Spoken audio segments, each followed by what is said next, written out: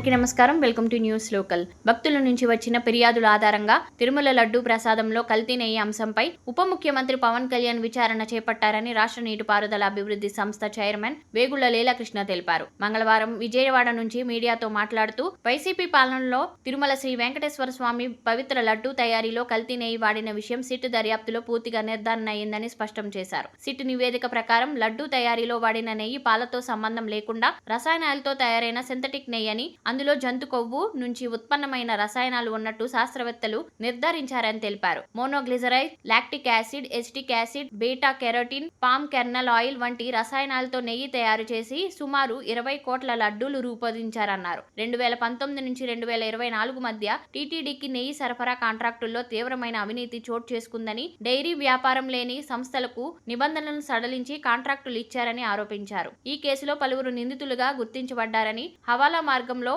12.55 కోట్ల రూపాయలు అక్రమ లావాదేవీలకు ఆధారాలు లభించాయన్నారు. వాస్తవాలు బయటపడుతుండటంతోనే వైకాపా నాయకులు ఎదురుదాడులకు దిగుతున్నారన్నారు. పవిత్ర ప్రసాదాన్ని అపవిత్రం చేసిన ఈ ఘోర అపచారానికి బాధ్యులైన వారికి కఠినంగా శిక్షించి వరకు ప్రభుత్వం వెనకడుగు వేయలేదని,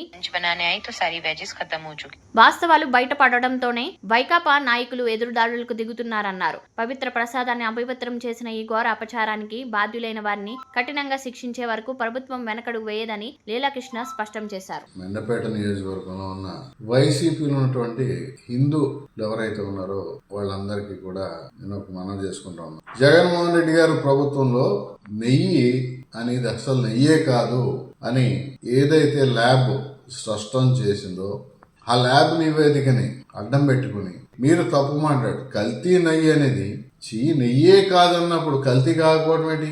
మొత్తం కల్తీ అనేది నిర్ధారణ జరిగింది. అది హిందూ మనోభావాలకు దెబ్బ కాదా? అంటే మీరు హిందువులు అంటే చులకన జగన్మోహన్ రెడ్డికి, జగన్మోహన్ రెడ్డి ప్రభుత్వానికి? అంటే హిందువులు ఈ రాష్ట్రంలో పనికిరారా? వైసీపీలో ఎవరు హిందువులు లేరా? అంటే వైసీపీలో ఉన్న హిందువులు అందరూ కూడా మనుషులు పనికిరారా? దేవుడి పట్ల అపచారం, ఎందుకంటే అతనికి ఎక్కడన్నా దేవుడు అంటే ఎక్కడన్నా భక్తిభావం ఉందా, భయం ఉందా?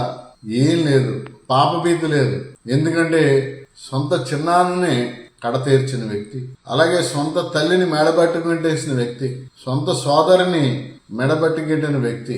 అటువంటి వ్యక్తి ప్రజల మనోభావాలతో ఆటలాడుకోవడం అంతండి. కల్తీ అంటే వాళ్ళ దృష్టిలో కల్తీ కాదు, లెక్కర కల్తీ కాదు, బియ్యం కల్తీ కాదు.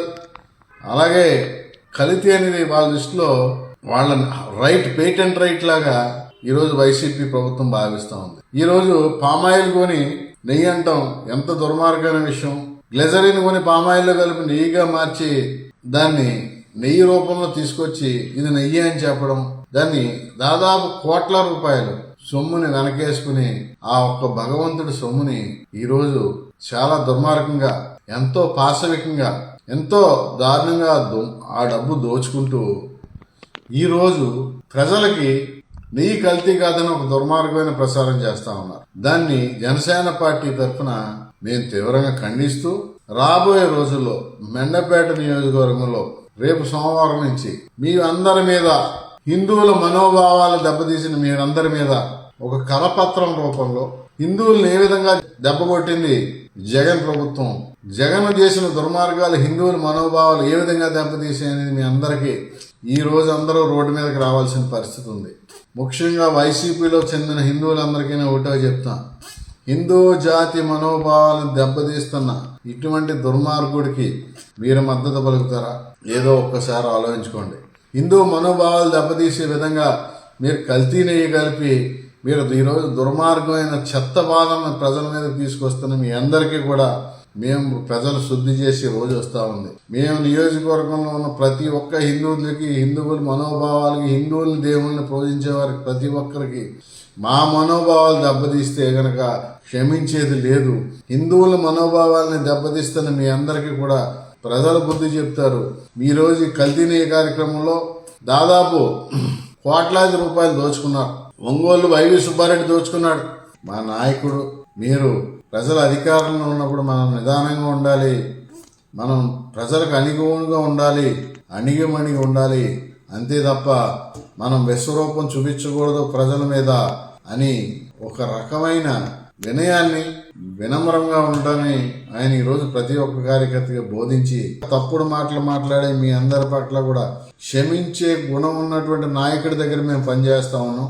కాబట్టి మీరు ఒళ్ళు దగ్గర పెట్టుకుని మాట్లాడండి. కానీ ఏదో ఒక రోజు ఏదో ఒక గంటలో నిగ్రహాన్ని కానీ మేము కోల్పోతే మీ పరిస్థితి ఏంటనేది ఒకసారి మీరు తప్పుడు ప్రలాపనలు పేలే ప్రతి ఒక్కడు కూడా ఆలోచించుకోవాలి. కల్తీ నెయ్యి రూపంలో హిందువులు ఒక డబ్బు దోచుకున్నారు.